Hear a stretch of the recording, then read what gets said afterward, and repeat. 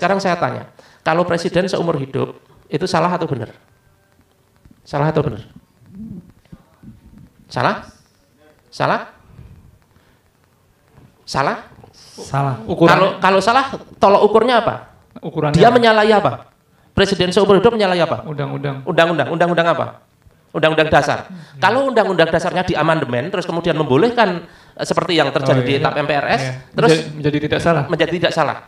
Sekarang sama, presiden 2 periode, terus kemudian misalnya ada orang-orang yang berhasil mengamandemen undang-undang itu, kedaulatan DPR-nya. DPR, kalau dulu MPR ya, sekarang DPR aja, mengubah dari presiden itu hanya 2 periode, terus kemudian berhasil secara konstitusional dengan jumlah yang memenuhi syarat dan lain sebagainya, terus jadi 3 periode. Kira-kira 3 periode salah atau tidak? Tidak. Sesuai konstitusi tidak. Sesuai konstitusi kan? Kalau konstitusinya diubah. Nah, persoalannya ini, kenapa negara demokrasi itu konstitusinya bisa diubah-ubah setiap saat? Itu masalah. Dan yang ubah siapa? Ya dia sendiri, mereka sendiri yang berkuasa. Kita harus cari solusi. 1, keuangan seperti apa yang membuat kita tidak selalu jatuh. 2, konstitusi apa yang membuat kita tidak selalu terombang-ambing seperti ini. Jujur ya, yang saya sampaikan tadi, trias politika, teorinya itu agar tidak terjadi otoritarianisme, dibagi eksekutifnya sendiri, legislatifnya sendiri, yudikatifnya sendiri. Sekarang faktanya apa? Eksekutif, legislatif, yudikatif, bahkan media masanya dipegang semua. Apa yang nggak mungkin? Faktanya mungkin kan? Artinya apa? Rumus-rumus trias politika demokrasi nonsen, tidak akan membawa kebaikan. Ini dikritisi, Bung. Jangan cuma kritisi minyak. Sepele amat minyak gitu ya. Harga minyak yang itu dikendalikan oleh mafia minyak. Mafia minyak itu hanya bagian kecil dari persoalan sistem ekonomi ini gitu loh. Yang dikritisi sistem ekonominya. Loh, kok harga minyaknya intelektualitasnya di mana gitu loh. Mari kita mikir. Saya bukan apa-apa. Saya bukan merendahkan teman-teman, tidak. Tapi mari lebih cerdas lagi gitu. Masya Allah. Bir. Oh.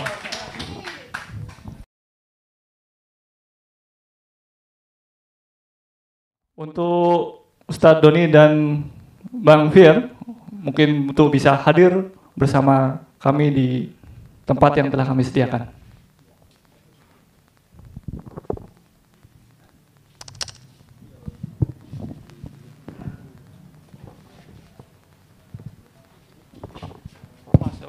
Tafadhol, silakan Bang Fir, silakan. Masya Allah. Silakan Mas. Iya. Luar biasa. Iya, duduk. Oh iya, saya juga mau duduk. Masya Allah. Antum baik banget perhatian sama saya. Saya perhatian, antum aja nggak pernah perhatian. Ih, posesif gitu ya. Masya Allah. Posesif gitu.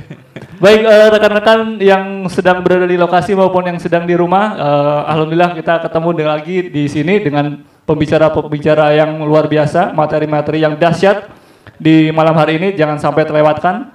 Dan ini acara akan direkam dan bisa diulang kapan saja selama Anda masih memiliki kuota. Gitu ya? Yeah. Ya. Ini kebetulan ada Ustadz Doni dan saya panggilnya Bang Fir gitu ya. Enak Bang atau Mas? Mas Fir. Om Fir aja Om. Om Fir, bukan Om. Mas Fir. Mas Fir ya? Oke, orang Jawa kan?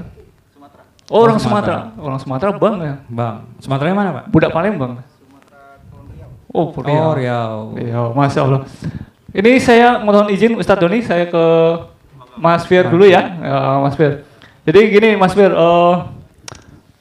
mungkin sudah kita tahu semua ya, bahwa kejadian-kejadian akhir-akhir ini sepertinya ada satu kelompok masyarakat yang bernama mahasiswa itu sudah mulai merasa dirinya itu jenuh dengan keadaan yang seperti ini. Nah, mengingat antum ini juga sebagai mahasiswa nih, kan pasti punya, wah ini kok dari dulu sampai sekarang kok nggak selesai-selesai, ini masalahnya di mana.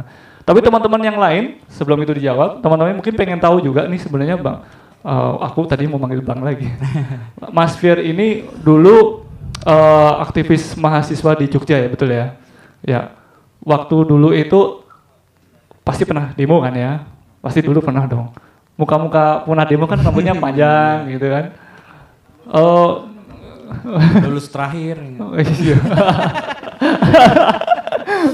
Jangan gitu deh. Antum curhat itu. Langsung skripsi beli.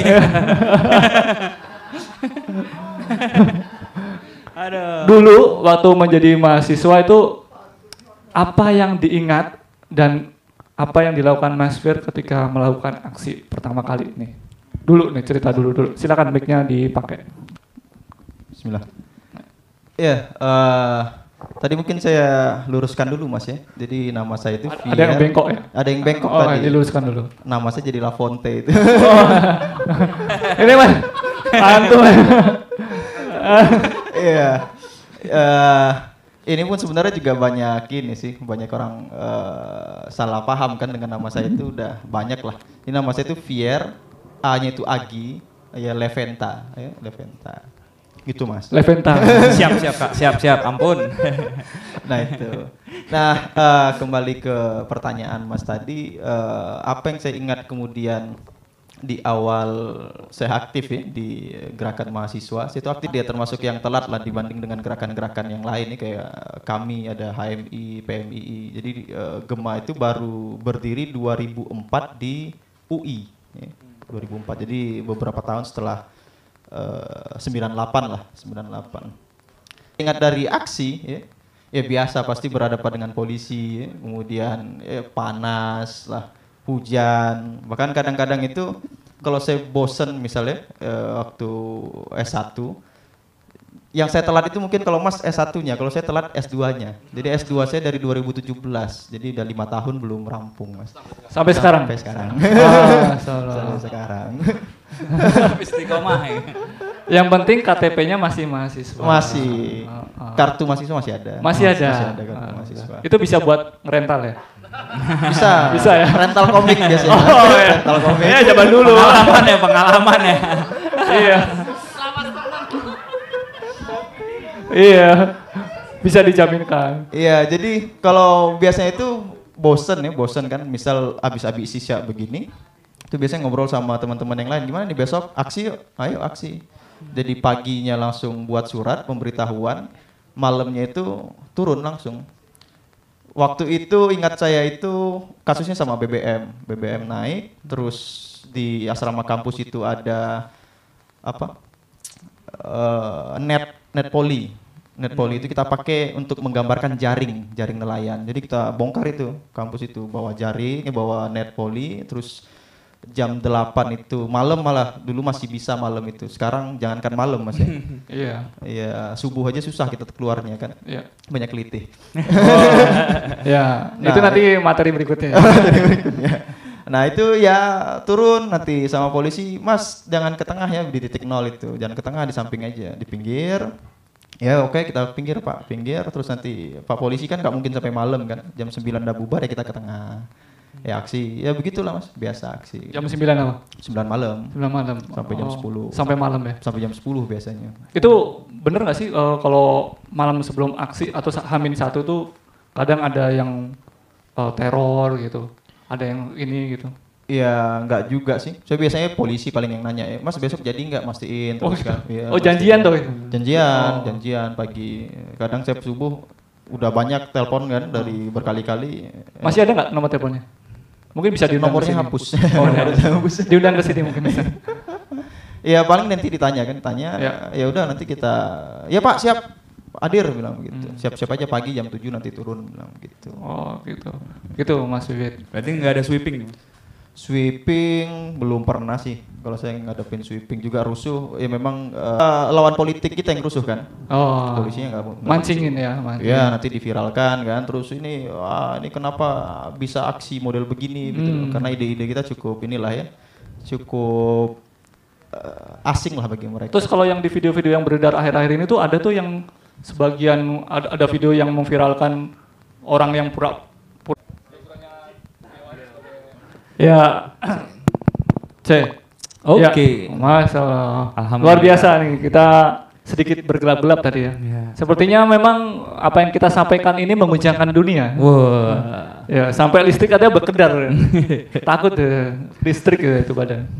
Baik, kita lanjutkan ya. Tadi berkaitan dengan pertanyaan saya itu, Mas Fier. Langsung aja dijawab. Tadi belum sampai pertanyaan itu, Mas. Oh, belum sampai. Baru itu ya. Baru itu. Ya, maksud saya tuh ada kejadian seperti itu. Itu tuh hal yang biasa terjadi kah? Ada penyusup-penyusup gitu seperti? Ya, kalau biasa sih, Mas ya. Biasa ada begitu. Jadi bahkan saya ini malah yang bagian sering bukan nyusup ya, ngikut lah teman-teman. Jadi kalau pengalaman saya itu, saya pernah ikut di forum diskusi teman-teman Papua di asrama Kamasan itu, Kamasan. Nah itu padahal beberapa hari sebelumnya itu Kamasan baru didatangi Brimob, polisi, TNI gitu loh. Nah mereka kebetulan teman-teman ngundang saya datang untuk diskusi terkait Papua lah ya, terkait dengan Papua. Nah itu saya sendirian itu di situ, dalam artian mewakilkan organisasi yang mungkin bahasa teman-teman lain kanan lah ya, di tengah-tengah yang kiri itu loh, tengah-tengah yang kiri itu. Nah itu saya diskusi sambil lihat gerbang. Ah ini kalau datang TNI sama-sama dengan saya diangkut ini, sama saya diangkut gitu. Nah itu biasa mereka datang yang lain itu kelihatan kok nanti yang bukan kita ya, bukan mahasiswa itu kelihatan. Tapi Apalagi pernah, di jalan ya, jalan itu iya. gampang banget itu masuknya. Pernah diangkut, Mas? Saya belum pernah diangkut. Oh ya, alhamdulillah. Antum pernah diangkut? Jangan sampai. Bentrok dong sama polisi. Weh, kira cuma nama STM dulu. Bentroknya. Tawuran. Baik, kita sedikit bergeser ke Ustadz Doni ya. Ini Ustadz Doni, ini 2 pekan yang lalu kita membahas mengenai perang Ukraina dan Rusia. Sekarang kita membahas mengenai gerakan mahasiswa. Ini juga masih dalam tema utama kita, puzzle akhir zaman ini. Nah, kenapa sih kita membahas apa yang terjadi? Kan itu sudah diberitakan berkali-kali bukan di media mainstream ya, malah di media TikTok, sosial ya, ya. malahannya malah viralnya di situ. Betul. Kenapa sih ini perlu diangkat? Baik, bismillahirrahmanirrahim. Assalamualaikum warahmatullahi wabarakatuh. Waalaikumsalam warahmatullahi Alhamdulillahirrahmanirrahim. Asyhadu an la ilaha illallah wa asyhadu anna Muhammadar Rasulullah.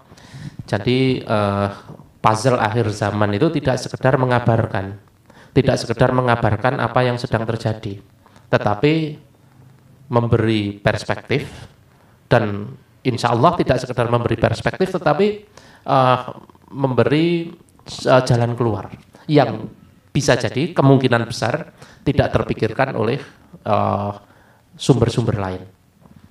Jadi gitu. Mungkin kejadiannya sama gitu. Perang Ukraina sama, Rusia Ukraina sama, gerakan mahasiswa juga sama. Tetapi di puzzle akhir zaman ini, insya Allah kita memberikan perspektif yang khas kita, dan tidak sekedar perspektif, tetapi kita memberi suggest gitu. Pastinya ada benang merahnya ya. Betul. Oh, tentang hubungannya dengan akhir zamannya. Iya.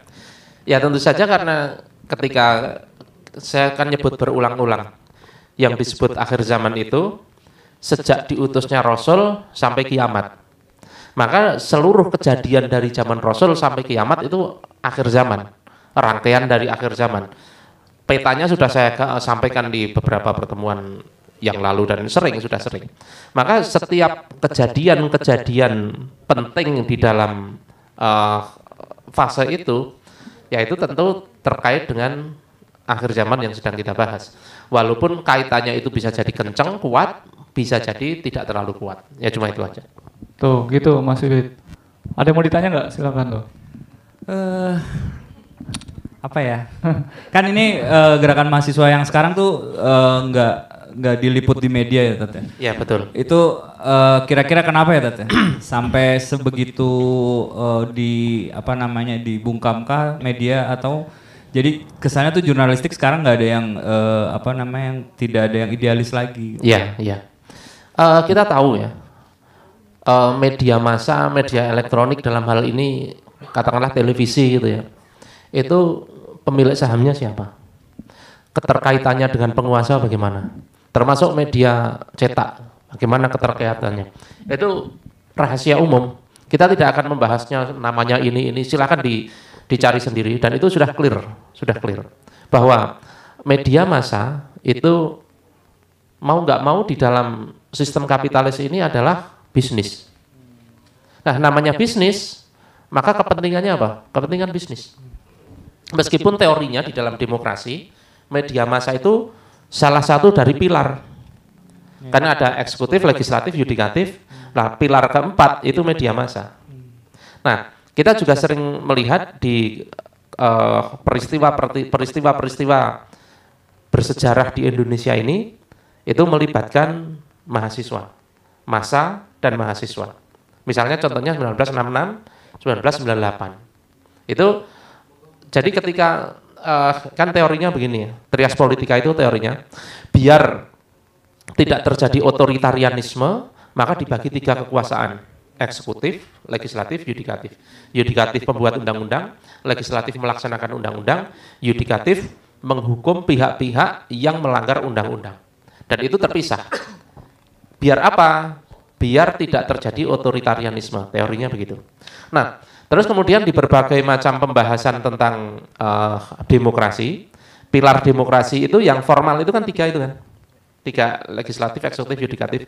Nah, itu di pembahasan demokrasi, pilar keempatnya itu media massa. Media massa itu sebenarnya apa? Di baliknya ya massa gitu. Media itu kan hanya medianya. Nah, massa sebenarnya begini. Di dalam teori demokrasi, pemilik negara itu kan rakyat. Penguasa negara itu rakyat. Maka rakyat mengamanahkan kekuasaannya kepada legislatif untuk membuat undang-undang.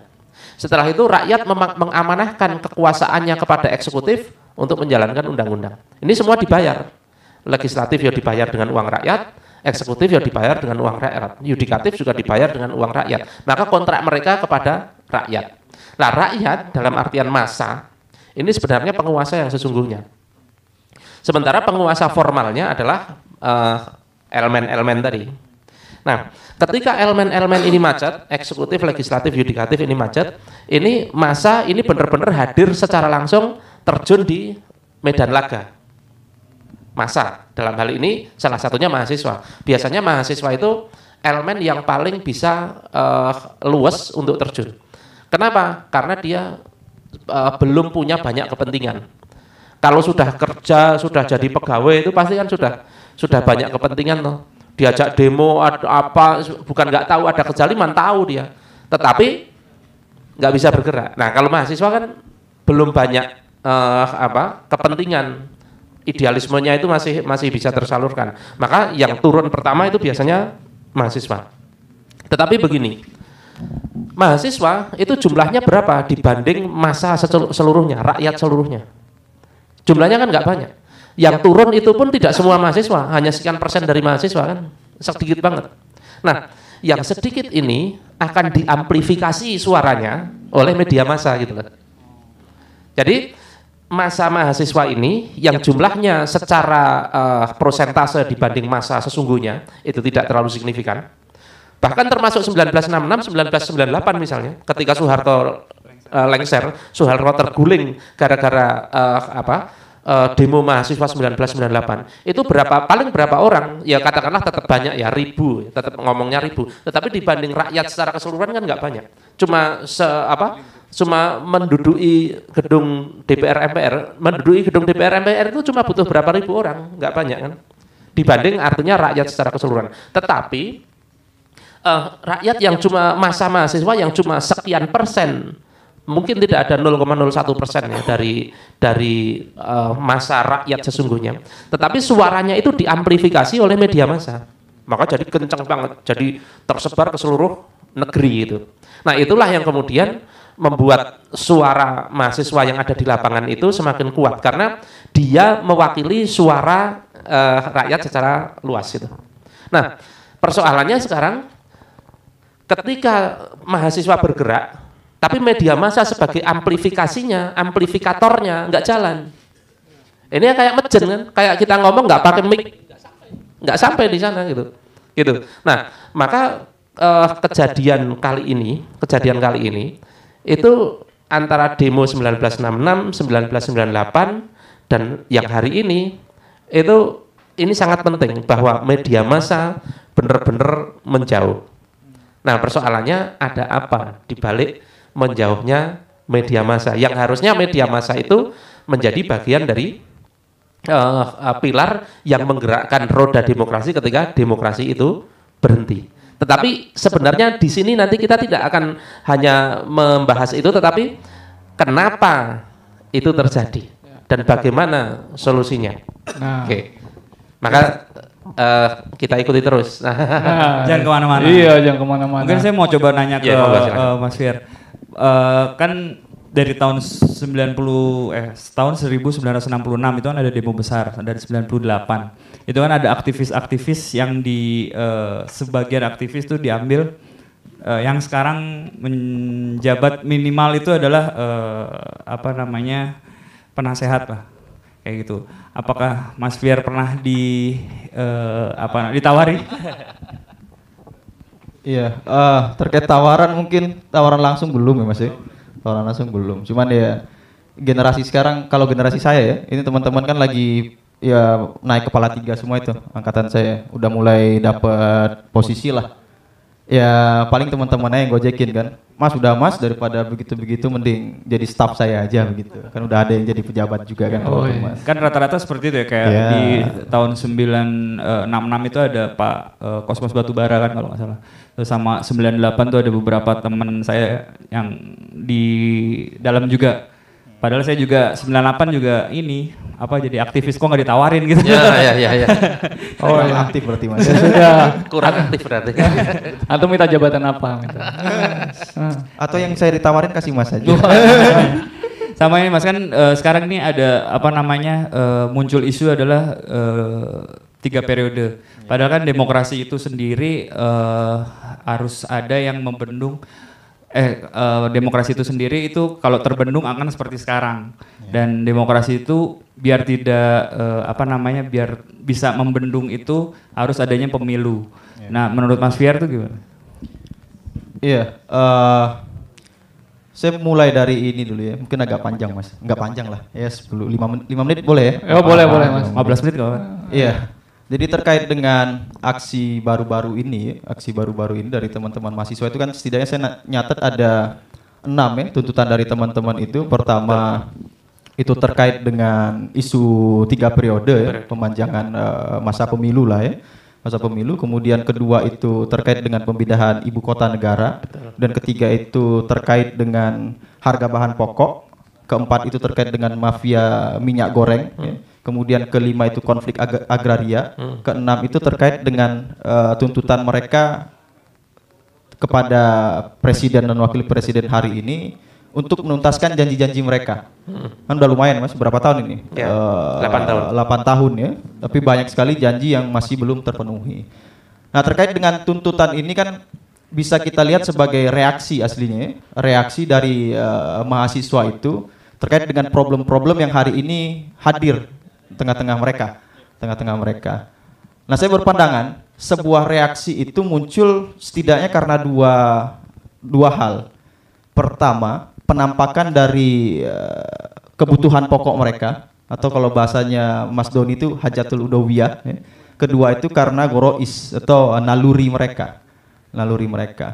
Maka saya juga bertanya, juga ingin mendalami, mencermati teman-teman itu. Ini hari ini turun itu ya, karena apa sih sebenarnya yang hari ini tidak terpenuhi bagi mereka gitu loh. Apakah karena kebutuhan pokok mereka yang tidak terpenuhi? Mungkin bisa jadi ya, karena minyak goreng tadi Mas ya. Saya juga bertanya-tanya sebelumnya tuh, sekarang gorengan udah naik Mas ya? Sudah. 1.001. Karena pas naik itu saya juga mikir nih, ini minyak goreng naik 2 kali lipat, tapi kok gorengan belum naik ini. Kemungkinannya 2 kan.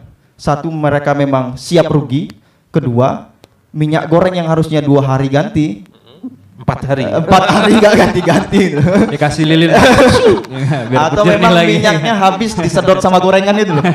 Jadi keserap ya, kita makan itu makan minyak terus kan. Jadi ganti terus ya. Nggak ganti tapi ditambah-nambah tapi nggak pernah diganti gitu. Diganti. Bisa jadi karena kebutuhan pokok yang tidak terpenuhi. Tapi kan ada beberapa poin ya, yang itu aslinya tidak berhubungan dengan kebutuhan pokok. Seperti tadi misal IKN itu ya.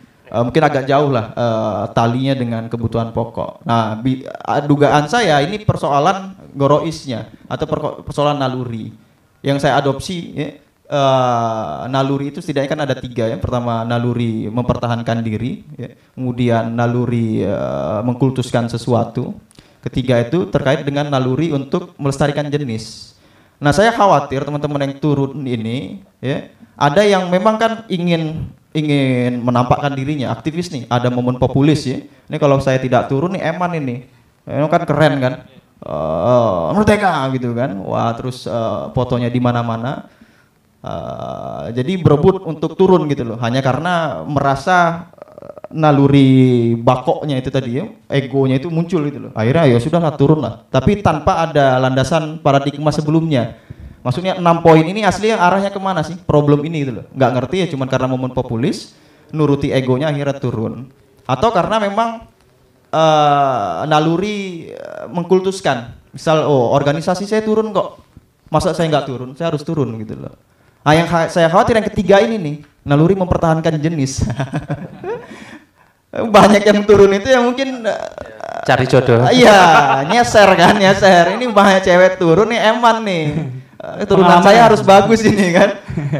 Melestarikan jenis. Jadi udah sangat, saya khawatir yang ini paling jauh ini kan, paling jauh. Udah apa dalam artian reaksi turunnya itu bukan karena dia lapar ya, bukan karena egonya itu. Walaupun ketiga-tiganya ini kan kalau seandainya pure karena itu, ini bermasalah kan. Karena hewan itu bereaksi karena 3 hal itu tadi, plus 1 hajatnya itu tadi. Nah saya justru berharap teman-teman mahasiswa ini bukan karena dorongan ini bereaksi kemudian terhadap persoalan-persoalan yang hari ini mendera mereka. Ada lanjutan ya Mas, tapi ya monggo ada pertanyaan lagi mungkin. Terus kalau menurut Mas Fier sendiri situasi demo sekarang tuh bakal panjang sampai tuntutan mereka terpenuhi atau enggak? Ya Gejayan juga aslinya jauh lebih besar ya, 212 aslinya juga jauh lebih besar, bahkan sampai 13-14 juta. Cuman hari ini kita lihat kan, sampai mana sih atensi mereka terus eskalasi yang tercipta gitu loh. Apalagi bulan puasa ini kan, kemarin juga aksi banyak yang buka gitu loh. Berat. Maksudnya buka tengah hari ya, ada yang sambil ngerokok, ada yang beli es dawet nih. Dagangannya laris pokoknya. Iya dagangannya laris. Bukan cuma reduksi teman-teman gitu loh. Tapi ya saya nggak melihat ada inilah ya, nggak ada melihat peluang bahwa mereka serius untuk melakukan gerakan gitu loh. Mungkin saya akan diketok habis ini kan, wah sok-sokan segala macam. Ya tinggal lihat, karena saya diminta berpendapat kan, dan saya lihat dengan pendapat saya ya mustahil lah. Karena ya momen populis ini hanya ngambil momen populis. Padahal dalam perubahan itu kan tidak semua momen populis itu menciptakan perubahan. Dan tidak semua perubahan itu membutuhkan momen populis gitu loh. Nah hari ini kan cuma bersandar pada satu momen populis, tapi beranggapan itu akan terjadi perubahan gitu loh. Karena perubahan ya nggak sesederhana itulah, nggak sesederhana buat meme terus pakai poster dan aksi beberapa hari. 98 bahkan kan sampai 3 bulan ya berturut-turut. Wah hari ini kan mentok seminggu itu udah jos lah, udah jos. Gitu sih Mas. Oke. Mungkin saya ke Ustadz Doni boleh nggak? Ya. Tadi kan kita di Indonesia ini kan dibilang muslimnya terbanyak. Sedangkan demo mahasiswa ini katanya itu mewakili suara rakyat. Yang saya lihat tuh dari tahun 966 sampai sekarang tuh tidak ada yang menyuarakan negara jangan berhutang. Padahal kan hutang itu sendiri kan kita kena debu-debunya setidaknya. Iya. Monggo. Sebentar, sebelum ke situ ya, saya menarik membahas yang disampaikan Mas Fir tadi. Pertama tentang perubahan yang terjadi pada 1966, aksi mahasiswa 1966, aksi mahasiswa 1998. Kemudian diikuti dengan perubahan. 1966 itu diikuti perubahan dari Orde Lama ke Orde Baru, dari dari Soekarno ke Soeharto. 98 itu diikuti dengan perubahan Orde Baru ke Reformasi, Soeharto ke Habibie dan seterusnya yang sampai sekarang itu. Nah, seperti Mas Fir katakan tadi, perubahan tidak sesimpel itu. Coba jangan bayangkan, punya kekuatan apa mahasiswa yang tidak banyak tadi turun ke gedung DPR, kemudian mengubah segalanya. Kira-kira keajaiban apa yang bisa membuat itu terjadi? Sebenarnya ya, kalau kita melihat aksi-aksi massa, aksi-aksi mahasiswa yang diikuti dengan perubahan, aksi mahasiswa itu hanya permukaannya saja. Hanya permukaannya saja. Tetapi di dalamnya itu ada motor lain yang bergerak, yang membuat perubahan besar itu terjadi. 1966 itu perubahan, kunci perubahan itu bukan pada mahasiswanya, tetapi pada apa? Peta global, baik itu dalam negeri maupun luar negeri, terutama luar negeri. Saya sudah di beberapa seri di Puzzle Akhir Zaman ini, tetapi mungkin sudah hilang karena di channel yang kebenet kemarin itu kan. Besok kita sampaikan lagi. Siap. Bahwa perubahan dari orde lama ke orde baru itu ada persoalan Amerika yang tidak bisa masuk ke Indonesia. Amerika yang bernafsu menguasai gunung emas di Grasberg, Papua, dan tidak bisa masuk. Kenapa? Karena Soekarno ekonominya sosialis. Kemudian dalam rangka itu ada peran Amerika di baliknya. Jadi demo mahasiswa itu hanya permukaannya aja. Tapi ada kekuatan besar di baliknya. Begitu juga 98. Bagaimana Soeharto itu tumbang, itu tidak semata-mata demo mahasiswa, penjarahan dan lain sebagainya. Coba kita ingat, karena kalau 1966 kan saya nggak ikut mengalami ya, saya kelahiran 1978. Kalau 1998 saya ikut mengalami. Waktu itu saya lulus SMA 1997, 1998 itu saya ke Jogja, baru masuk kuliahnya 1999. 1998 itu saya belum kuliah, tetapi sudah bergaul sama teman-teman ISI, Institut Seni Indonesia. Nah, waktu itu demo di Jogja marak, saya ikut. Nah, demo 1998 itu kekuatan mahasiswa itu hanya di permukaan, dan yang membuat Soeharto turun itu apa? Menterinya mundur, ininya mundur, ini mundur itu kan. Jadi ada tidak sekedar mahasiswa yang turun ke jalan, tetapi orang-orang ring satunya itu pada mundur. Otomatis kekuatannya nggak ada dong, kan begitu. Nah, kalau sekarang persoalannya mahasiswa turun sebanyak apapun, katakanlah sampai 3 bulan sekalipun, tetapi kalau ring 1 masih kuat, terus kemudian dukungan internasional itu masih meridhoi dalam tanda petik penguasa yang sedang berkuasa ini, itu juga nggak akan mengubah apapun. Demo reformasi di rezim sekarang Jokowi itu kan tidak cuma sekali ini. 2019 setelah pemilu itu demo gitu kan, mana lagi demo, beberapa kali demo gitu kan. Tetapi di Bawaslu, di KPK itu beberapa kali demo. Dan seperti kita tahu hasilnya seperti itu. Jadi tidak semata-mata ketidakhadiran media massa yang kita sampaikan tadi, tetapi ada kekuatan yang sangat besar di balik penggerak dunia ini. Jadi begini, sebenarnya dunia ini di seri kemarin sudah kita bahas ketika kita bahas perang Rusia Ukraina. Ketika sebuah negara itu menyatakan diri masuk demokrasi, maka dia harus inline dengan tata nilai internasional, tata nilai demokrasi, tata nilai HAM, tata nilai kapitalisme, pasar bebas dan lain sebagainya. Itu semua terkait dengan itu. Jadi sebuah negara sudah terjun sebagai demokrasi dan kapitalis, itu sudah terkait itu semua. Dan kekuasaan di suatu negeri itu tidak pure negeri itu sendiri.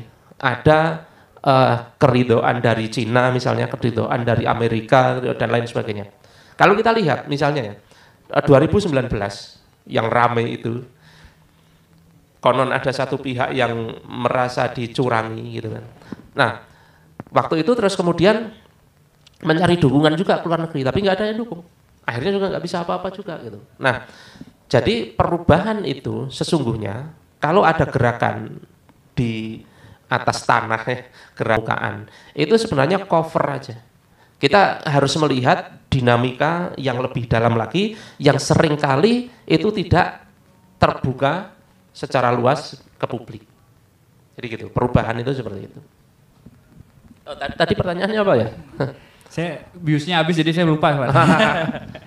Oke, tapi saya pikir menanggapi ini jauh lebih lebih kontekstual. Ya. Enggak, tadi tuh nanya dari gelombang demo mahasiswa dari tahun 1966, 98 itu tidak pernah dibahas atau dituntut tentang hutang. Seperti itu. Ya. Jadi seperti Mas Fer bilang tadi, dari baik 1966 maupun 1998 itu yang disuarakan itu apa? Naluri atau Ghorizah atau Hajatul Udwiyah. Misalnya 1966 itu terjadi krisis ekonomi, naiknya harga minyak dari Rp4 ke 250 sekian rupiah, bayangkan. Sekarang belum apa-apanya. Sekarang Pertamax itu dari berapa? 9.000 ya ke 12.500. Itu 1966 itu dari Rp4 ke 250 sekian rupiah, itu lompatnya berapa itu? Ngeri banget itu. Sementara 98 juga sama ngerinya. Itu dolar dari 2.500 ribu rupiah per dolar jadi 17.500 rupiah per dolar. Itu kita bisa bayangin BBM naiknya berapa? Kebutuhan pokok naiknya berapa? Baik 966 maupun 1998 gerakan massa ini selalu pertama terkait dengan krisis ekonomi yang menekan hajatul udwiyah tadi, menekan kebutuhan hidup. Terus diikuti dengan isu-isu yang lain. Kalau 1966 itu bubarkan kabinet Druikora, kan? Termasuk, nah ini yang hampir mirip dengan 1966. 1966 itu MPRS, TAP MPRS nomor 2 kalau nggak salah, menjadikan Soekarno sebagai presiden seumur hidup. Gitu kan? Itu juga mendorong mereka untuk bergerak. Nah sekarang juga mungkin hampir sama. Jadi semacam itu, dorongan-dorongan semacam itu. 98 juga sama, 1 ekonomi, 2 kegerahan mereka terhadap Soeharto yang sudah berkuasa sekian lama dan seterusnya.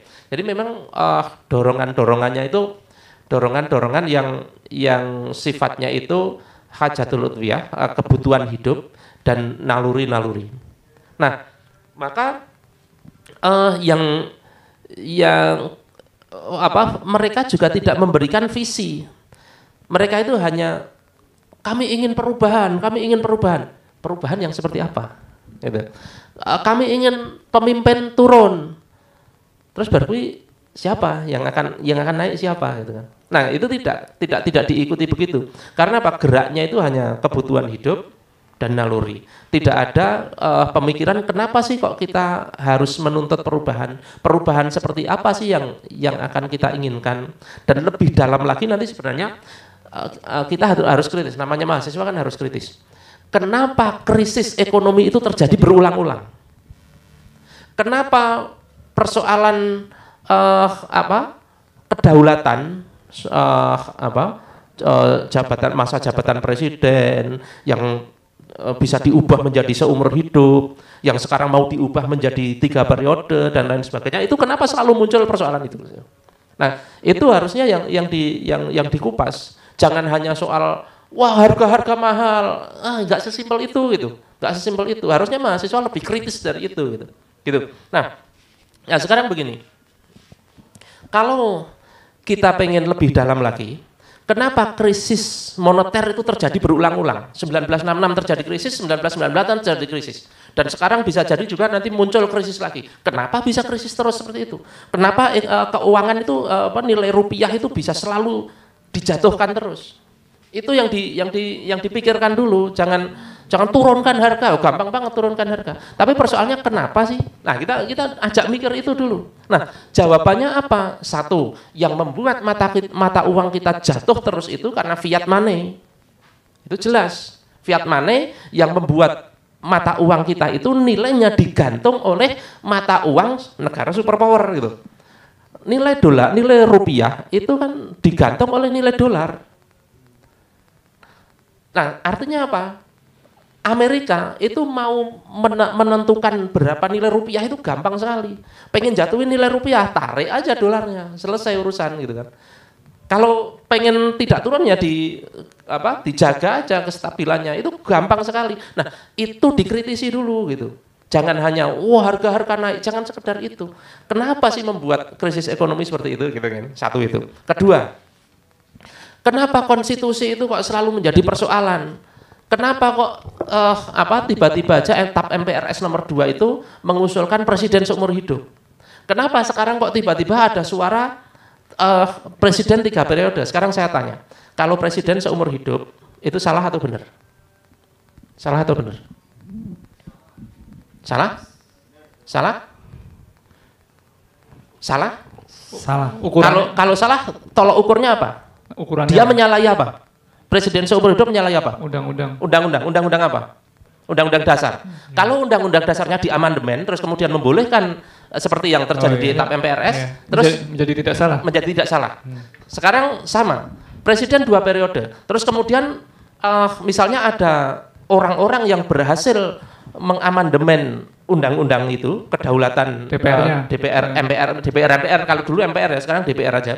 Mengubah dari presiden itu hanya 2 periode, terus kemudian berhasil secara konstitusional dengan jumlah yang memenuhi syarat dan lain sebagainya, terus jadi 3 periode. Kira-kira 3 periode salah atau tidak? Tidak. Sesuai konstitusi tidak? Sesuai konstitusi kan? Kalau konstitusinya diubah. Nah, persoalannya ini, kenapa negara demokrasi itu konstitusinya bisa diubah-ubah setiap saat? Itu masalah. Dan yang ubah siapa? Ya dia sendiri, mereka sendiri yang berkuasa. Kita harus cari solusi. Satu, keuangan seperti apa yang membuat kita tidak selalu jatuh. 2, konstitusi apa yang membuat kita tidak selalu terombang-ambing seperti ini. Jujur ya, yang saya sampaikan tadi, trias politika, teorinya itu agar tidak terjadi otoritarianisme, dibagi eksekutifnya sendiri, legislatifnya sendiri, yudikatifnya sendiri. Sekarang faktanya apa? Eksekutif, legislatif, yudikatif, bahkan media massanya dipegang semua. Apa yang nggak mungkin? Faktanya mungkin kan? Artinya apa? Rumus trias politika demokrasi nonsen, tidak akan membawa kebaikan. Ini dikritisi, Bung. Jangan cuma kritisi minyak, sepele amat minyak itu ya. Harga minyak yang itu dikendalikan oleh mafia minyak. Mafia minyak itu hanya bagian kecil dari persoalan sistem ekonomi ini gitu loh. Yang dikritisi sistem ekonominya, kok harga minyaknya, intelektualitasnya di mana gitu loh.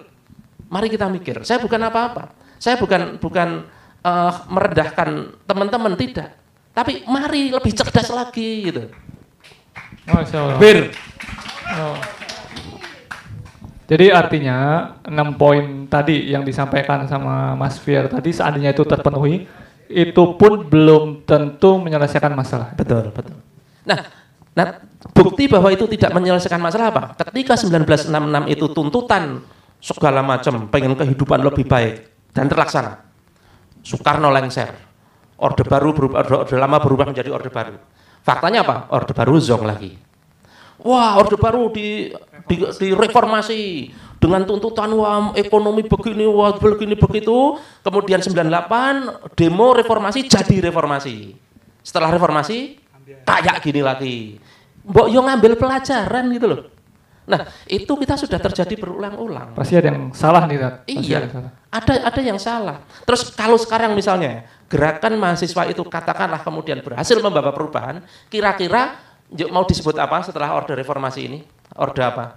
Orde post reformasi. Kira-kira akan melempem lagi tidak? Kalau melihat dari track record sejarah, kemungkinan melempemnya itu besar per persentase kemungkinan melempemnya. Kenapa? Tuntutannya sama, 966 tuntutannya sama, soal perut saja. 1998 sama dan oke, tidak cuma perut, tetapi soal apa? Soal pemimpin. 1966 menuntut Soekarno, walaupun tidak ada tuntutan turunkan Soekarno, nggak ada, tetapi faktanya Soekarno turun. Kemudian 1999, kalau 1998 jelas tuntutannya apa? Soeharto turun jelas. Kalau sekarang juga nggak ada tuntutan Jokowi turun, nggak ada. Walaupun ada hashtag beberapa yang dibahas sama Drone Emprit itu, tetapi itu kemungkinan tidak dari BEM kata Drone Emprit. Apa itu Drone Emprit? Drone Emprit. Apa itu? Ismail Fahmi yang pengamat Twitter itu. Itu akun. Hashtag. Namanya bukan semacam institusi yang mengamati ini dinamika di online. Nah, apa tadi mau ngomong apa tadi? Itu selalu persoalannya begitu. Selalu persoalannya begitu. Bahwa satu masalah perut, dua masalah kepemimpinan. Ingin pemimpinnya diganti. Faktanya apa? Kita ganti pemimpin berulang-ulang kok. Berapa kali kita ganti pemimpin? Semakin baik? Enggak, sama aja. Oke, mari kita mikir lagi gitu. Mikir lagi. Negara itu, Mas, kalau kita sederhanakan, itu ibaratnya kereta api. Pemimpin itu masinisnya, rakyat itu penumpangnya. Sekarang misalnya ya, kita naik ini di Jogja, kita di Jogja. Naik kereta api namanya Taksaka. Kemudian masinisnya Mas Dimas. Wah, saya nggak mau naik Taksaka kalau masinisnya Mas Dimas. Saya pengen ganti Mas Wiwit. Kira-kira berubah nggak dari tujuannya ke Jakarta? Tidak Berubah. relnya sama. Karena keretanya sama. Dan tidak cuma keretanya sama, relnya juga sama. Nah, sekarang mari kita bahas. Di dalam kereta api tadi, ada masinis, ada kereta api, ada penumpang, ada rel. Ini analoginya apa di negara? Masinis itu kepala negaranya, penumpang itu rakyatnya, kereta api itu negaranya, rel itu apanya? Ideologinya. Oke. Nah, sekarang ganti masinis 1.000.000 kali pun tetap aja relnya gitu. Bahkan ketika kereta apinya diganti sekalipun, kalau relnya itu tetap nggak akan berubah. Ini makanya yang dibahas itu ini. Kita lebih dalam lagi. Tidak sekedar ganti pemimpin, tetapi kita lihat negaranya itu bagaimana. Kenapa trias politika yang tadi diteorikan macam-macam kok hanya zong? Kenapa? Oke, kita nggak usah pakai presidensil misalnya, kita pakai parlementer misalnya, tapi relnya masih sama gitu. Relnya masih sama. Relnya apa sih? Relnya satu demokrasi, dua kapitalisme. Faktanya begitu. Selama relnya itu masih demokrasi dan kapitalisme, saya yakin mau dituntut berapa kali pun keuangan pasti akan selalu anjlok. Ekonomi pasti selalu anjlok. Itu periodikal gitu. Sistem krisis ekonomi itu periodikal. Maka kalau kita benar-benar pengen terlepas dari lingkaran setan itu, mari ganti relnya, ganti keretanya, nggak cuma ganti masinisnya ya diganti, kereta apinya ya diganti, relnya ya diganti, tapi penumpangnya tetap gitu. Kalau kita ganti rel itu bukan berarti penumpangnya diganti, enggak, penumpangnya tetap jenengan semua. Cuma apa? Relnya menuju ke tempat yang lebih bagus. Keretanya menuju yang lebih bagus gitu. Ya, agak sedikit ekstrim nggak sih kalau mengganti semuanya secara langsung gitu? Ya, kalau mau ngatakin ekstrim ya memang ekstrim ya. Memang ekstrim. Tetapi kalau memang solusinya itu mau apa? Kalau persoalannya solusinya itu mau apa? Nah, sekarang persoalannya begini. Sejak kapan kita berada pada sistem itu? Apakah ini given dari langit, terbuk tiba-tiba kita bersistem seperti ini? Enggak toh. Wong nenek moyang kita juga tidak seperti itu. Oke. Wali Songo pakai sistem itu? Tidak. Enggak. Sultan Agung? Tidak. Sejak kapan kita pakai itu? Sejak merdeka. Sejak kapan rakyat Nusantara ini punya ide untuk menerapkan demokrasi? Sejak kapan? Sejak politik balas budi. Politik balas budi itu apa? Pendidikan penjajah untuk pribumi. Nah, sekarang penjajah kok mendidik pribumi? Didik apa dia? Mendidik sistem pemerintahan barat. Padahal kita sudah punya sistem pemerintahan. Kesultanan Islam itu sudah bagus. Kemudian dididik oleh barat, terus ganti. Terus di sidang BPUPKI, para pewarisnya Kesultanan dan Wali Songo itu menyerukan penerapan Islam, sementara yang dididik penjajah itu menyerukan sistem negara seperti orang-orang barat. Dajinya seperti hari ini. Loh, mikir sejauh itu, Mas. Jangan cuma mikir harga minyak gitu. Oke, harga minyak iya. Tetapi harga minyak itu hanya uprit masalah dari problem yang besar gitu. Akar masalahnya itu di mana gitu. Oke, monggo silakan. Ya, Tafadhalos. ini dalam banget ini. Luar biasa. Luar biasa. Tapi sebelum kita kembali ke pemateri ya. sebelum kita kembali ke pemateri ya, kita mengucapkan selamat datang yang baru datang, ahlan wa sahlan di Peter Coffee. Boleh silakan untuk mengambil tempat di manapun yang paling nyaman dan bisa memesan kopi ya. Silakan kalau misalkan mau minum dulu, boleh minum dulu. Dan Mas Wid, beberapa rekan-rekan yang baru datang boleh pesan di situ ya. Boleh. Tapi sendiri tuh. Oh. Dan kami sampaikan kembali bahwa untuk materi nanti yang akan disampaikan oleh Ustadz Doni hanya tampil di layar yang bisa disaksikan offline ya. Oh jadi tadi masih mukadimah berarti ya? Mukadimah tadi. Masya Allah. Mukadimah. Dan nanti untuk rekan-rekan yang ada di live YouTube channel Sakofah Peradaban Pemikiran yang bisa menyaksikan kita ya. Nanti kalau misalkan ada yang ingin mengetahui materi-materinya bisa datang langsung ke sini. Dan ini acaranya bayar nggak? Gratis ya? Gratis ya. Boleh siapa aja ya datang. Boleh ya? siapa aja datang. Ya. Kalau yang Ikhwan datang sama Akhwat boleh ya? Boleh, dipisah tapi. Kan istrinya nggak apa-apa. Oh kalau istrinya nggak apa-apa. Baik, saya mau menanya ke Mas Fier, biar Ustadz Doni istirahat dulu. Mas Fier, kenapa ya berulang-ulang? Apakah mahasiswa ini kan cerdas ya? Mahasiswa cerdas katanya kan. Dulu waktu kita kuliah juga kita banyak diskusi, banyak ikut seminar-seminar, banyak ketemu antara BEM gitu, dan banyak melakukan talk show. Dan apakah informasi tadi yang disampaikan Ustadz Doni itu tidak pernahkah tersampaikan dengan mereka? Ataukah memang mereka itu dididik di kampus dengan koridor-koridor memang yang seperti penguasa inginkan? Karena kalau misalnya kan kelihatan menyimpang dikit, DO, karena kan baru gitu ya, DO dikit, supaya mereka sesuai dengan arahan yang paling atas, ya kan? Betul nggak sih seperti itu?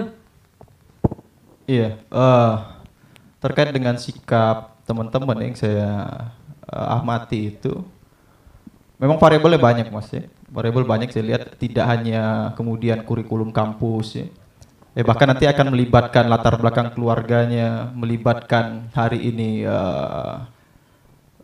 budaya mereka berinteraksi, terus juga terkait dengan hari ini pasca kampus mereka akan mengejar apa ya. Itu kan sangat merepotkan lah ya, sangat merepotkan. Mungkin sedikit personal lah misalnya, contoh kasus misal ketakutan teman-teman kampus kenapa harus kemudian lulus ya dan mendapatkan apa istilahnya posisi pekerjaan yang baik lah nanti ke depannya. Itu saya dulu pernah pasca lulus kuliah S1 terus jaga warung kopi di Condong Catur. Rumah saya di Giwangan, rumah saya di kontrakan lah, kosan sama teman-teman di Giwangan. Terus kan kalau di Sleman sampai ke Giwangan itu kan banyak billboard itu mas, billboard, terus iklan, ya? Saya lihat iklan. Terus yang paling banyak itu kan iklan properti itu. Nah itu kan harga tahun 2015 itu masih ya 250 sampai 300 juta lah, satu unit tipe 36 lah rata-rata itu. Terus saya berpikir di situ, ini harga rumah 300 juta, ini siapa sih yang akan beli gitu loh? Siapa yang akan beli? Karena saya ngitung begini, saya hitung misal anggap dengan UMR Jogja waktu itu, UMP Jogja rata-rata itu 1,5 lah, 1,5 juta gitu loh. Nah ini anggap kemudian kita ini yang masih muda terus menikah, punya istri satu dulu ya. Kemudian punya anak kecil satu lah ya. Mas, umur 1 sampai harus disyukuri. Oh iya benar mas. Biar nanti ditambah nikmatnya. Makanya saya sampaikan satu itu dengan rasa syukur. Nikmatnya nanti ditambah. Iya. Kemudian ada anak satu. Saya hitung tuh kemudian ya. Saya hitung untuk makan aja lah dengan 3 orang tadi. Kita terus misal ada pasangan terus ada anak satu. Itu minimal setidaknya 30.000 lah per hari ya.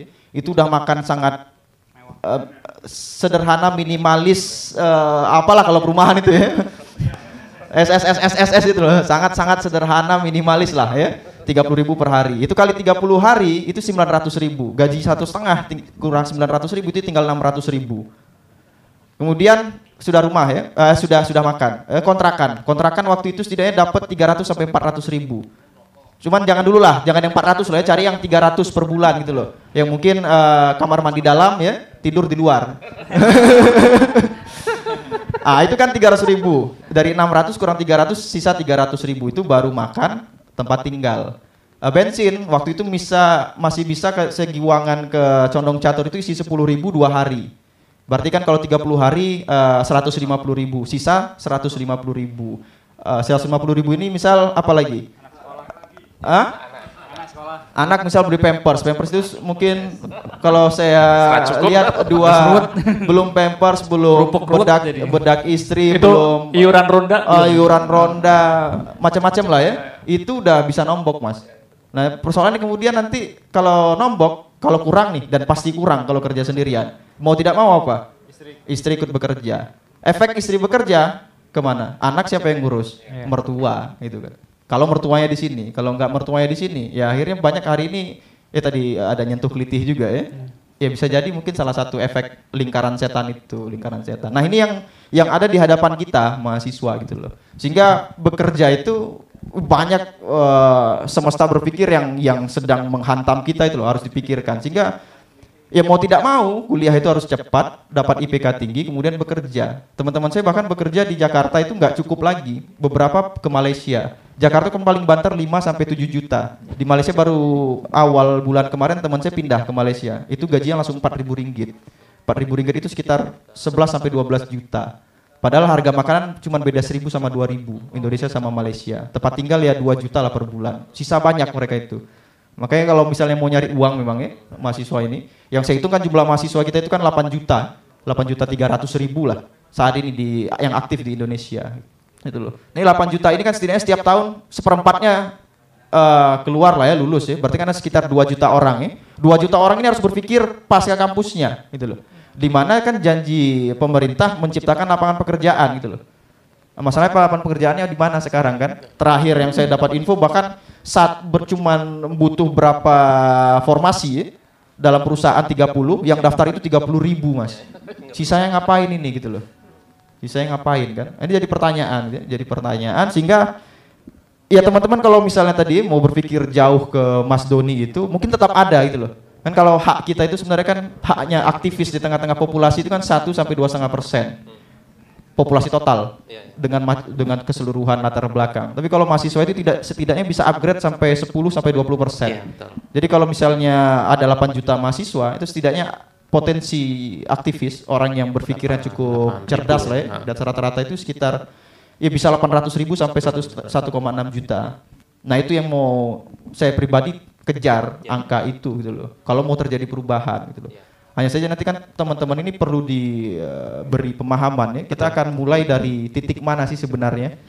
Karena kan kalau bicara pembusukan ya, pembusukan peradaban hari ini kan busuknya baunya luar biasa Mas, baunya luar biasa. Nah, kalau dalam teori sejarah itu ada 3 proses pembusukan kan. Pertama itu ada yang disebut dengan cultural decay. Kemudian ada political decay, yang terakhir itu di atasnya itu intellectual decay. Maka kalau hari ini kita lihat peradaban kebudayaan kita ya secara kultur itu busuk luar biasa ya, mulai dari sistem interaksi, ekonomi tadi yang disampaikan Mas Doni, politiknya apalagi ya busuknya ampun-ampunan lah pokoknya. Ampun-ampunan. Saya gemes sampai gemes ya. Sambil gemes, cuman gemes saya begini, gemes gitu. Antum pasti mau komen kan? Antum pasti mau komen itu. Pengen nyubit jadi. Gemes ya, pengen dicubit pahanya. Nah itu harus dilihat kan, ini kebudayaan ini di mana sih titik kok bisa busuknya, maka di atasnya pasti. Kalau sebuah kebudayaan busuk itu pasti ada yang salah dengan politikalnya, berarti ada pembusukan di ranah politiknya gitu loh. Maka semua kebudayaan ini kan lahir dari kebijakan-kebijakan yang diciptakan oleh proses politik tertentu kan. Nah, tapi jangan berhenti juga pada proses politiknya, karena di atasnya ada intellectual decay. Nah, kita harapkan mahasiswa teman-teman kita ini bisa sampai ke intellectual decay-nya ini, bahwa terjadi pembusukan intelektual. Betul. Nah, pembusukan itu dimulai dari siapa? Dunia kampus sebenarnya. Betul. Nah, ini luar biasa. Memang kayak kampus itu, kalau istilah saya dengan teman-teman kayak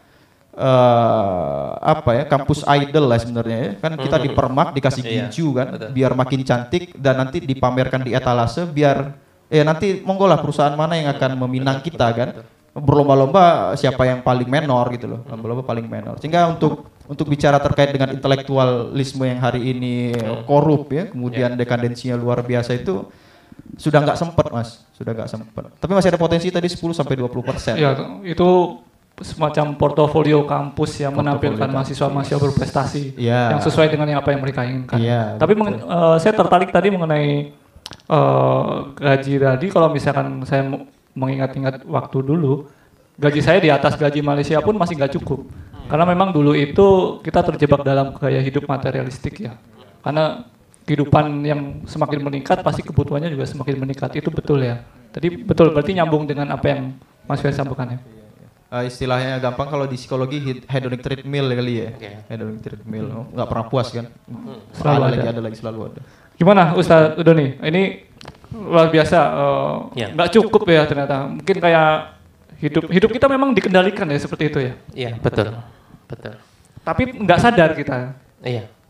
Jadi ketika di kultur terjadi pembusukan, di politik terjadi pembusukan, di ekonomi terjadi pembusukan, bahkan di intelektual terjadi pembusukan, itu artinya ada akar yang memang membuat mereka semua itu jadi busuk, kan begitu.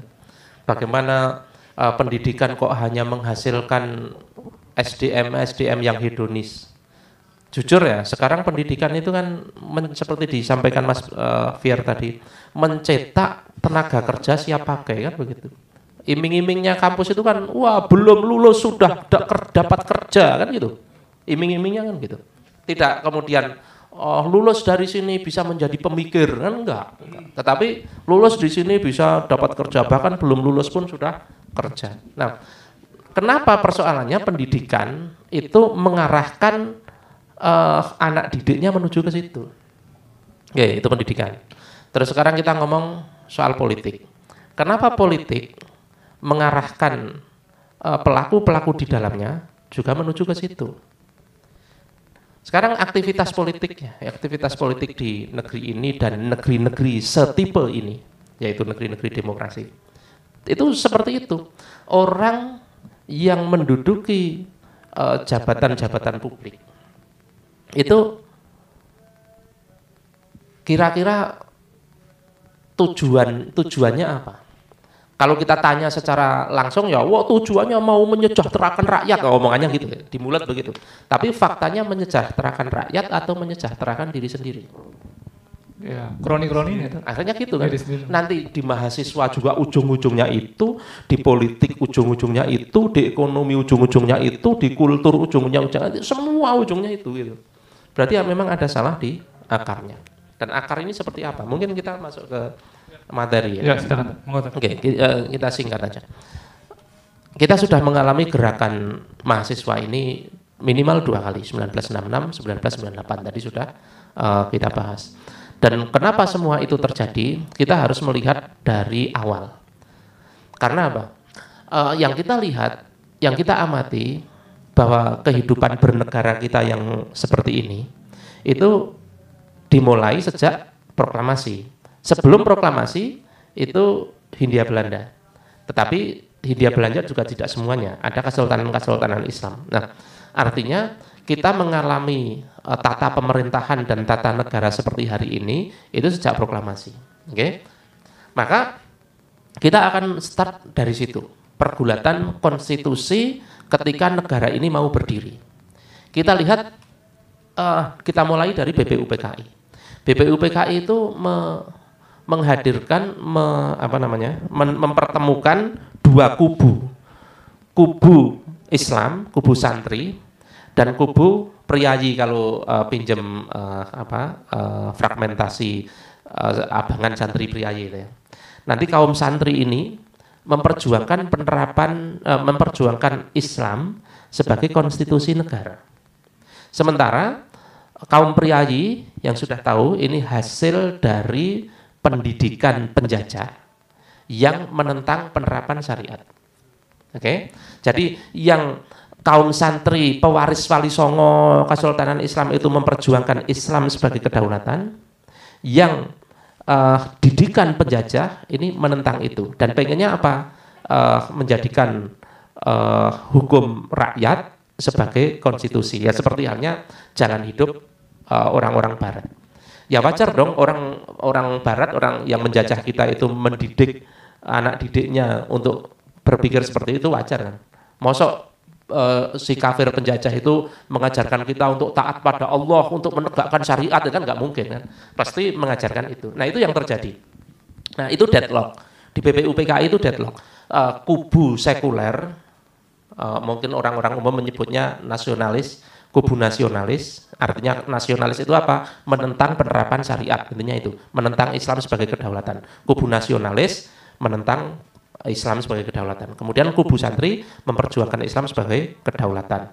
Nanti di kubu santri ini ada Ki Bagus Hadikusumo, ada dari Muhammadiyah, ada Kiai Haji Wahid Hasyim dari NU.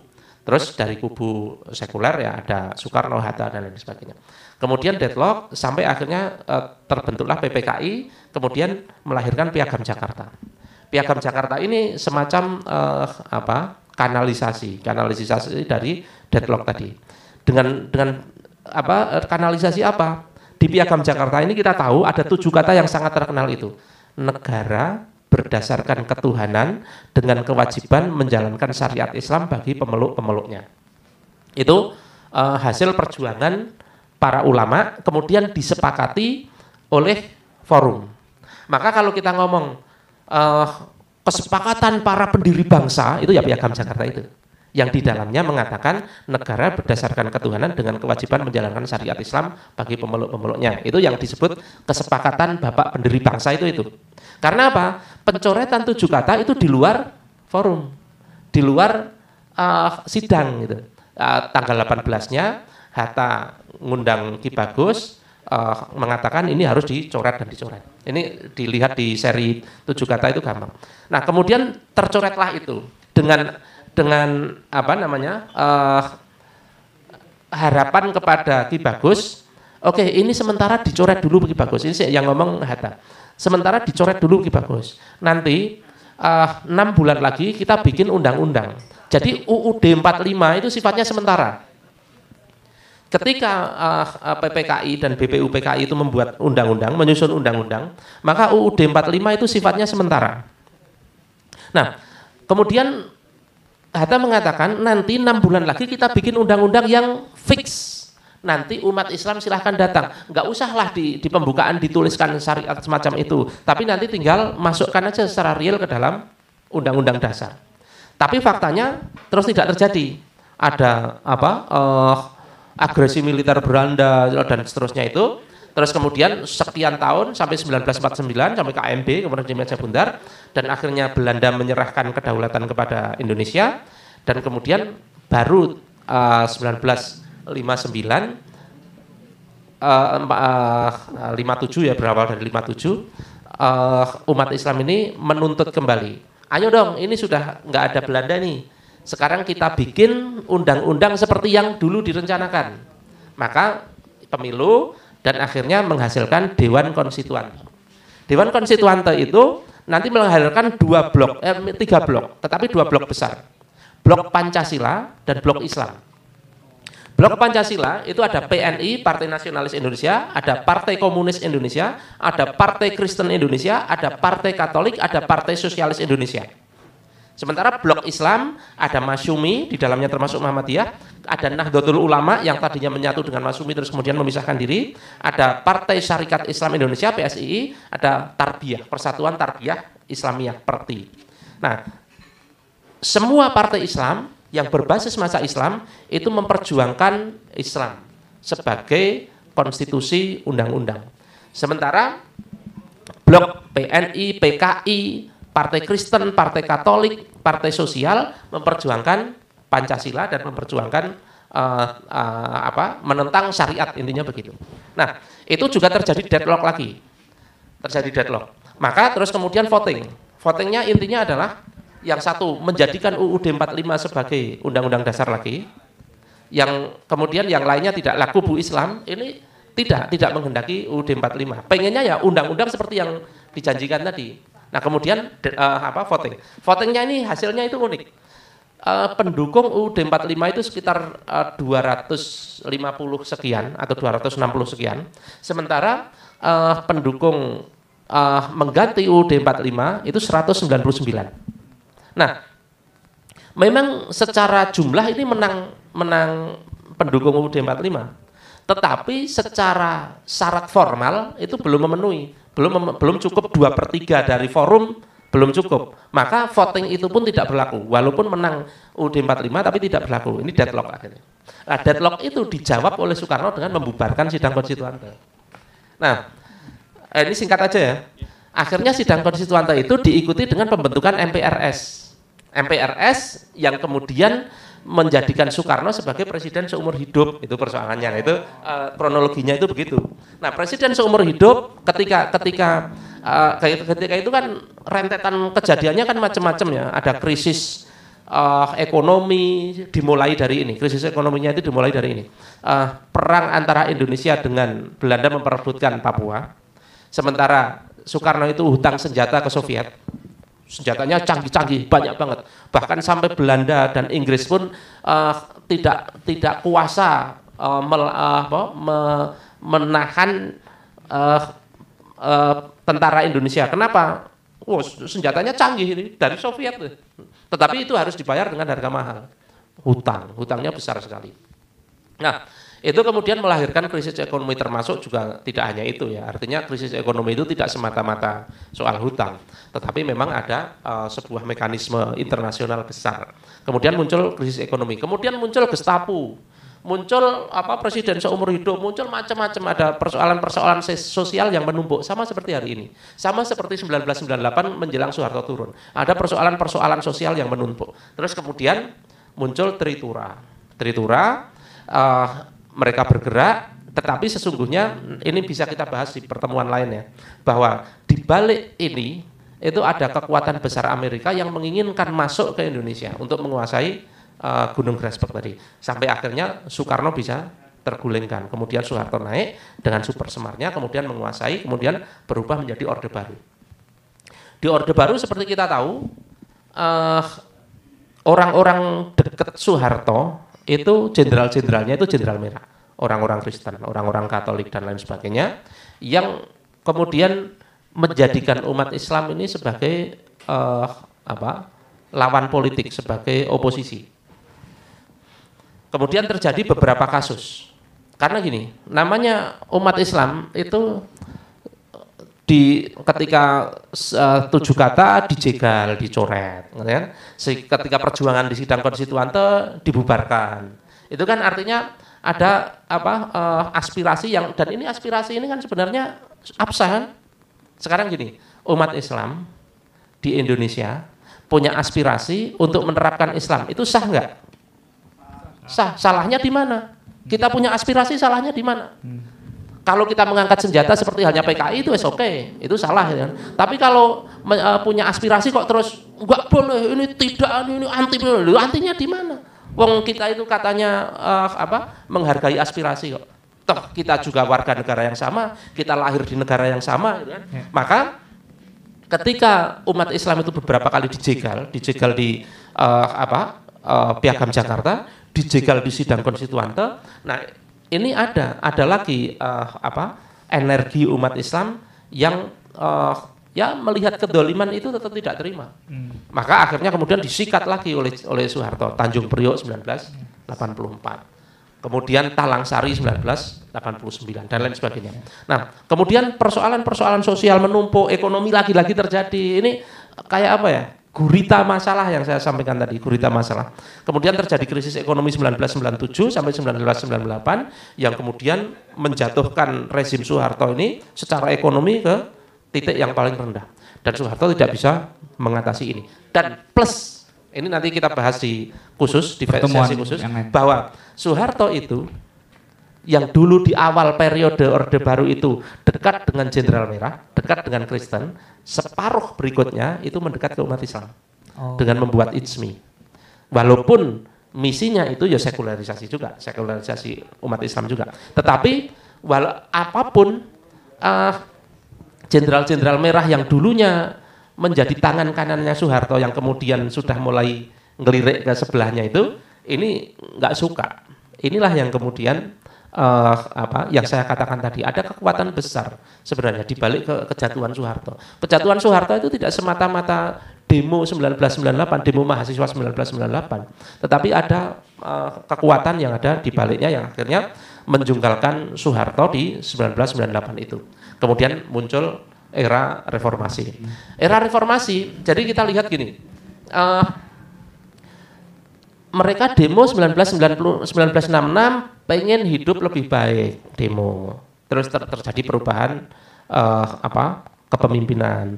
Wes kehidupan mulai terpuruk lagi, demo lagi 1998 Soeharto. Wes terjadi perubahan lagi, terpuruk lagi. Ini yang saya katakan tadi, terus gitu loh. Kok gitu terus? Nah, sekarang gini, kalau di era reform, di era Soeharto ada kasus Tanjung Priok, ada kasus Talang Sari, di era hari ini ada tragedi kilometer 50 yang pengeksekusian 6 orang laskar itu. Terus kemudian ditambah lagi dengan kondisi ekonomi, lagi-lagi kondisi ekonomi soal minyak tadi dan lain sebagainya, menumpuk, kemudian ada aksi mahasiswa. Nah, persoalannya apa yang ditawarkan mahasiswa hari ini? Sekedar turunkan harga seperti saya sampaikan tadi. Gimana caranya? Untuk menurunkan harga itu gimana caranya coba? Untuk menurunkan harga minyak goreng tadi, gimana caranya coba? Tanya kepada mahasiswa. Caranya gimana? Mungkin secara idealis, nawar. Secara idealis, mafia harus ditangkap dan lain sebagainya. Kalau mereka duduk di parlemen atau di eksekutif, kira-kira bisa melakukan itu enggak? Dan para mahasiswa aktivis 98 yang hari ini duduk di parlemen maupun di eksekutif maupun di legislatif yudikatif itu banyak banget. Dan mereka dulu menuntut yang sama. Bisa mereka melakukan sesuatu? Enggak bisa, sama aja. Tidak berdaya. Karena soal apa? Soal kereta, soal rel. Mereka itu hanya orang-orang yang ada di dalam kereta. Orang-orang yang di atas rel, yang mau nggak mau ketika dia naik ke situ, kemudian akan membawa ke sana. Ada seorang profesor bilang, kalau ada malaikat pun masuk ke dalam situ akan menjadi iblis. Dulu pernah bilang gitu. Terus kemudian setelah bilang praktek, memberi contoh. Ini guru yang baik itu kan gitu. Nggak cuma teori kan, nggak cuma teori tapi memberi contoh. Itu guru yang baik seperti itu. Nah, akhirnya tidak cuma dia, aktivis 98 yang seperti dia masuk ke dalam kereta tadi terus kemudian terbawa ke sana itu juga banyak. Nah, kita sudah terjebak berkali-kali, sudah terjerumus ke lubang berkali-kali. Wong keledai saja tidak akan terjerumus di lubang yang sama 2 kali kok kita wis ping pindho kok meh diulangi lagi. Oke?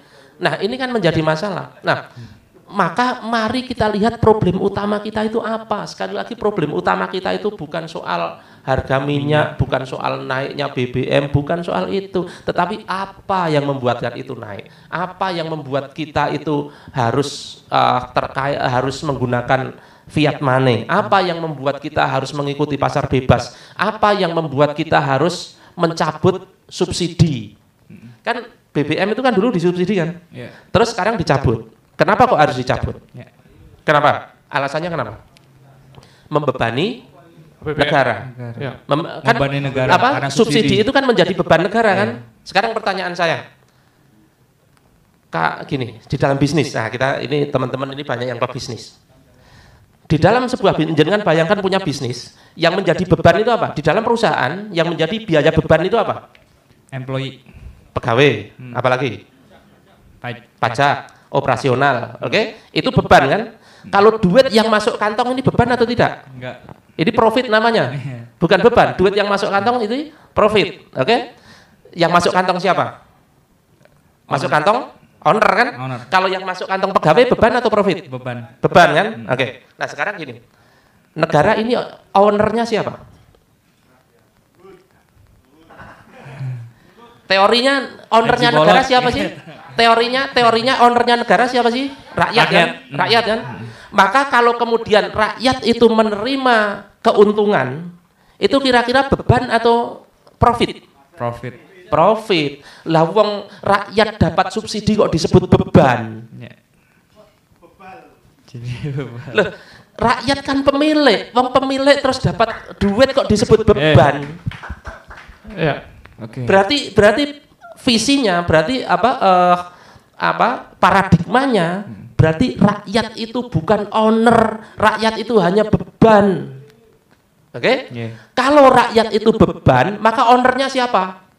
Penguasa. Nah, monggo silahkan dijawab sendiri. Itu problem-problem yang menjerat kita. Nah, persoalannya kenapa politik kita bisa seperti itu? Kenapa ekonomi kita bisa seperti itu? Itu problem besar.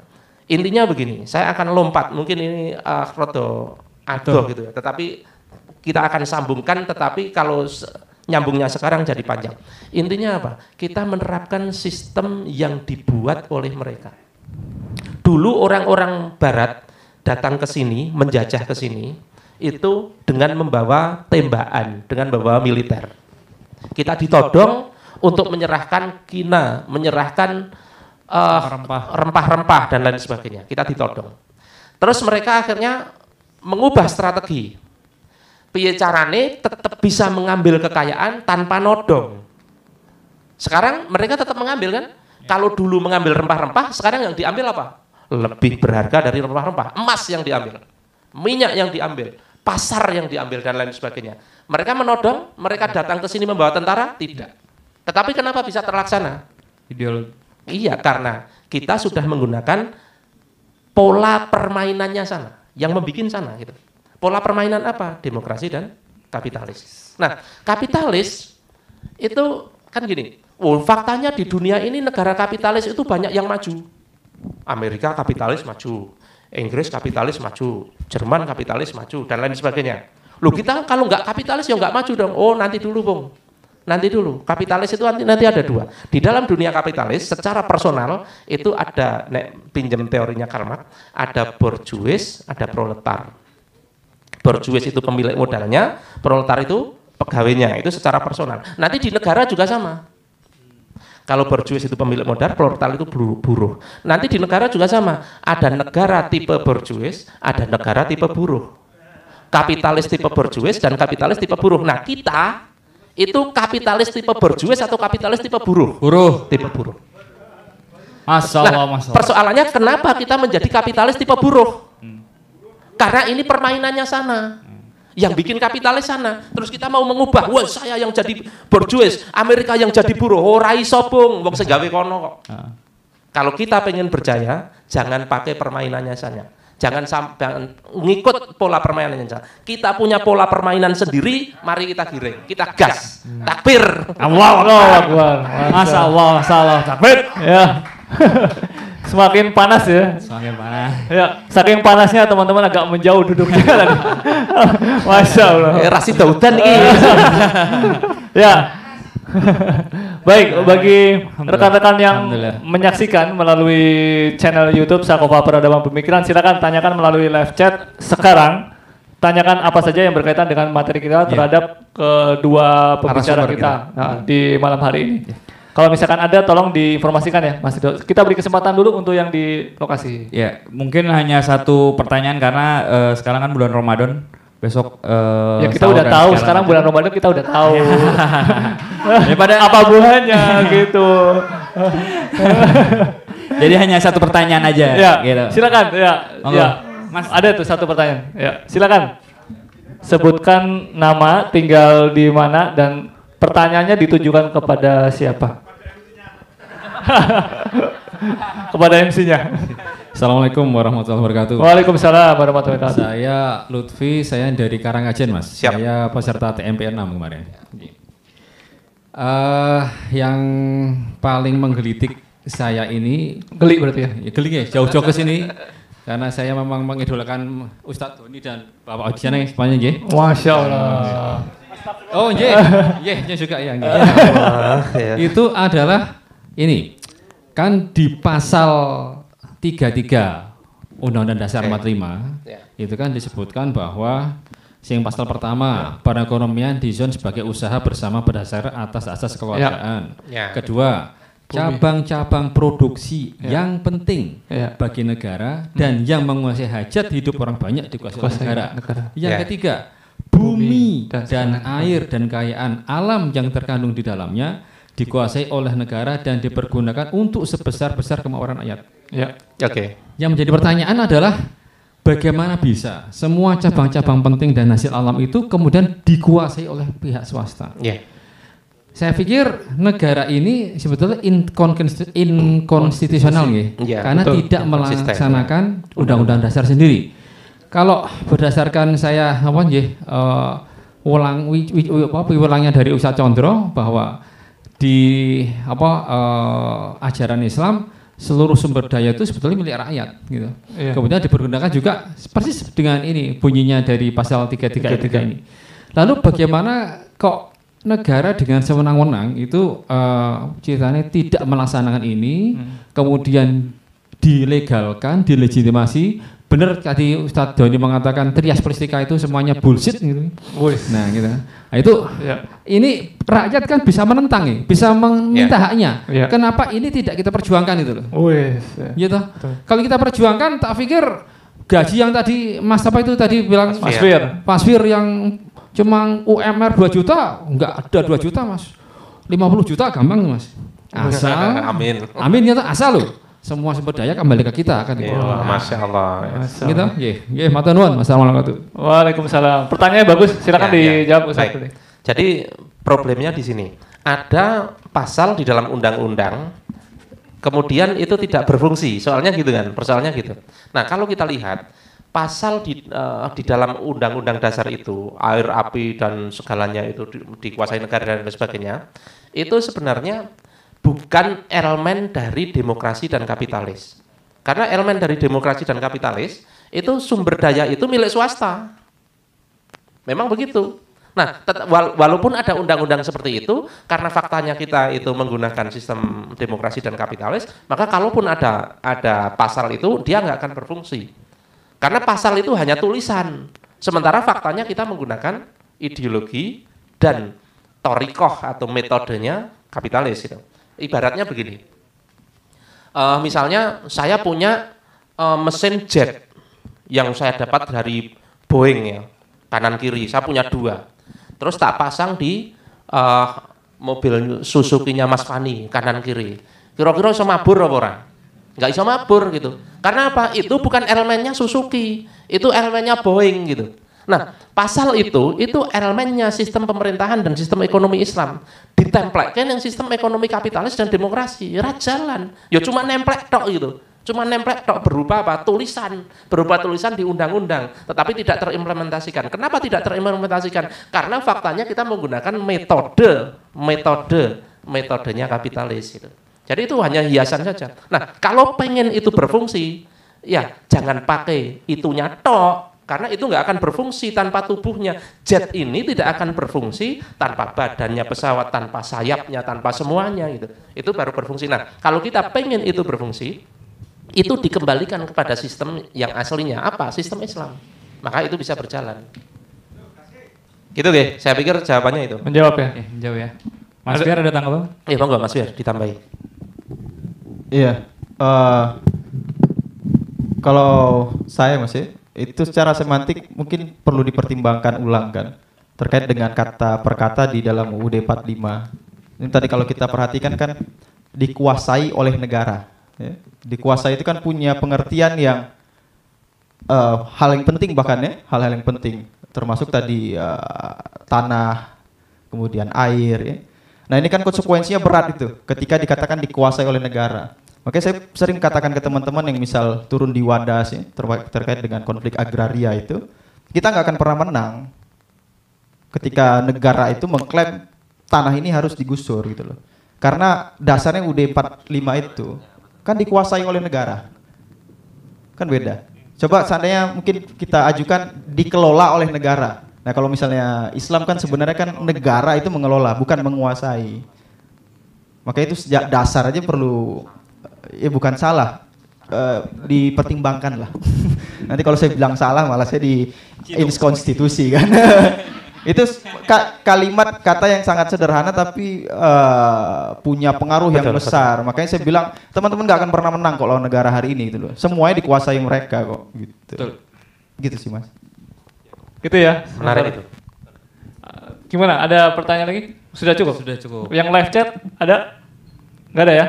Oke. Closing statement mungkin dari Mas Fiar dulu, closing statement, nanti Ustadz Doni yang terakhir. Silakan. Baik, closing statement. Mungkin akhir pembicaraan lah ya, nggak banyak. Kembali ke tema terkait dengan gerakan mahasiswa, kemudian minimnya media massa ya. Harapan saya teman-teman mahasiswa jangan jangan kecewa lah dengan tidak terlibatnya media massa. Karena media massa itu kan kalau saya menimbang itu kan hakikatnya lah dia itu dari satu pihak ke pihak yang lain. Sepanjang perkembangan zaman itu hanya berubah, misal dulu hanya pakai merpati ya, menyampaikan pesan, kemudian berkembang gunakan tukang pos ya, kemudian sekarang pakai Android. Tapi kan tetap hakikatnya itu mengantarkan satu pesan dari satu titik ke titik yang lain. Maka yang paling penting itu kan interaksi intensif antara titik ini dengan titik yang satunya. Maka perubahan-perubahan nanti yang akan teman-teman bawa ke depan itu ya tinggal lebih intensif lagi bekerja, berinteraksi sesama aktivisnya, termasuk dengan masyarakatnya gitu loh. Karena harapan saya nanti ini sedang kita desain bareng juga ya, kalau minjam istilah yang biasa dipakai itu efek bola salju yang mengandung api itu ya. Jadi nggak tahu redup dan nggak tahu mundur gitu loh.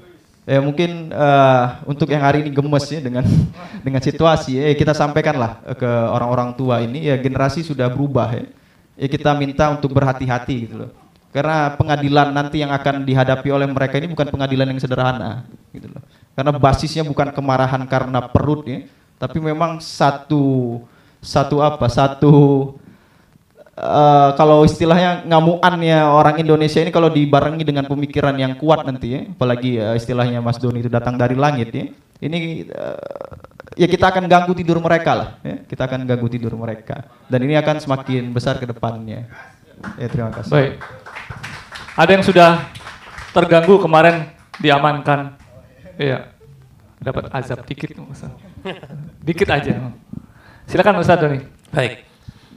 Kita sudah membahas panjang lebar bahwa kita harus memikirkan persoalan yang lebih mendalam lagi. Bahwa perjuangan kita itu tidak hanya melihat apa-apa yang di permukaan. Kita harus memikirkan lebih mendalam lagi. Maka saya mengajak kepada teman-teman mahasiswa dan tidak hanya teman-teman mahasiswa, masyarakat secara luas, mari berpikir lebih dalam lagi tentang kondisi kita, tentang problem apa yang sedang mendera kita. Insya Allah kita terbuka. Mari kita diskusi, mari kita pikirkan bareng. Kenapa? Karena sesungguhnya kekuasaan bukan kedaulatan ya. Nanti kekuasaan sama kedaulatan itu beda. Kekuasaan itu ada di tangan massa, ada di tangan rakyat. Sesungguhnya di situ.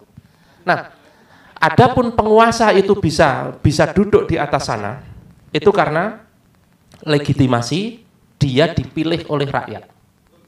Sementara kalau rakyat itu tidak menyetujui keberadaan mereka nggak punya legitimasi. Walaupun apapun mereka nggak punya legitimasi. Maka sebenarnya kekuatan itu ada di tangan rakyat. Cuma persoalannya, kekuatan ini hanya akan menjadi sesuatu yang tidak bernilai kalau dia tidak punya pemikiran yang jelas, tidak punya visi yang jelas, tidak punya akidah. Di dalam bahasa Islam itu tidak punya akidah yang jelas. Nah, oleh karena itu mari kita berpikir sejak akidahnya. Sejak iki sing bener piye to dong, kehidupan itu yang bener bagaimana toh? Peraturan yang bener itu bagaimana toh? Demokrasi yang amburadul itu salahnya di mana? Mari kita bahas. Terus kalau itu salah, kita punya opsi apa? Yang bener apa? Mari kita diskusikan. Nah, kalau sudah itu akidahnya kita benar, kita sudah punya visi benar, kita sudah punya jalan keluar. Nah, jalan keluar itu mari kita perjuangkan. Oke? Sekali lagi, ini pekerjaan yang sifatnya maraton. Tidak bisa hanya demo 2-3 kali, demo 3 bulan terus persoalan berubah, nggak bisa. Ini persoalan panjang yang harus kita mulai sejak mendasar. Maka mari pada teman-teman mahasiswa yang panjenengan itu disebut sebagai intelektual, mari berpikir lebih cerdas lagi. Tidak cuma mahasiswa yang tadi harapannya 10% dari populasi, teman-teman masyarakat secara umum juga mari kita berpikir, kita memikirkan kondisi ini dan kita akan membawa kehidupan ini menuju lebih baik. Karena sekali lagi gini, khusus untuk teman-teman yang muslim, karena bahwa apa yang kita lakukan atas kedoliman di depan mata kita itu akan kita bawa sampai ke akhirat. Kalau ada kedoliman kok kita diem saja, bahkan justru menyetujui kedoliman itu, berat pertanggungjawabannya di akhirat. Maka teman-teman muslim tidak ada pilihan lain kecuali untuk memikirkan ini lebih mendalam dan bagaimana mencari solusi yang benar, solusi yang benar-benar tuntas, tidak sekedar mengganti presiden, tidak sekedar mengganti rezim, terus kemudian terulang lagi, demo lagi, 10 tahun lagi demo lagi, 10 tahun lagi demo lagi, tidak akan pernah selesai. Maka mari kita belajar.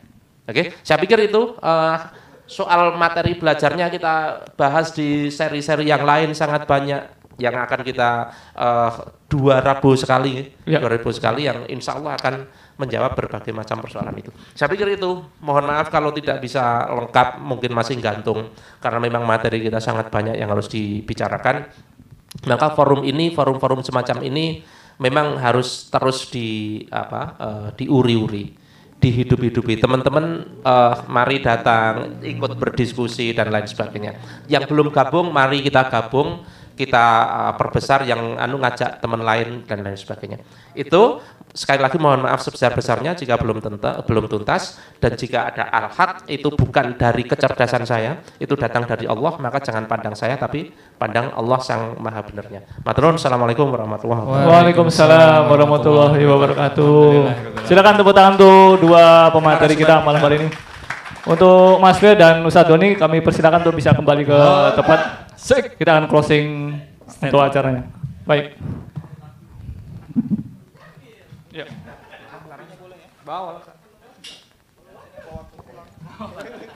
Ya. Luar biasa sekali untuk acara pada malam hari ini, Mas Fir. Alhamdulillahirabbil alamin. Dan luar biasa sekali untuk MC kita satu ini, Mas Wiwit, tepuk tangan juga untuk sekali ini. Pertanyaannya malam ini luar biasa sekali. Ini adalah malam yang tidak akan terulang lagi. Untung direkam. Jadi ya luar biasa. Antum punya banyak fans ya di sini. Asik. Ya, luar biasa. Baik.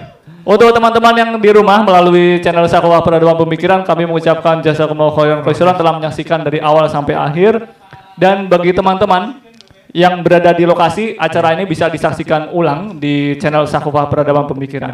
Dan bagi rekan-rekan yang telah mensupport acara kami mengucapkan banyak terima kasih. Banyak terima kasih. Kita akan ketemu lagi Rebu yang akan datang dengan 1 bulan yang ya, nanti kita informasikan ya, melalui beberapa grup WhatsApp dan juga Telegram dan pokoknya informasi media. Ya, dan juga kita akan sampaikan pengumuman-pengumuman mengenai Fazil Ali Zaman melalui Instagram Truly Muslim Planner. trulymuslimplanner.id di Instagram. Kita akan sampaikan, dan juga ada kajian-kajian yang lainnya. Ya. Dan ada pengumuman, Mas Wid? Tidak ada, mungkin cukup aja, Mas. Ya. Bagi teman-teman yang masih di rumah dan penasaran lokasinya di mana, kita ketemu lagi di mana nih, Mas? Peter Coffee di Jalan Kali Urang. Jalan Urang KM7. Baik. Ya, kita undur diri ya. Mari sama-sama kita membaca hamdalah. Alhamdulillahirabbil alamin. Dan saya Dimas, saya Wiwit. Kami berdua mohon maaf. Dan Assalamualaikum warahmatullahi wabarakatuh. Takbir. Allah.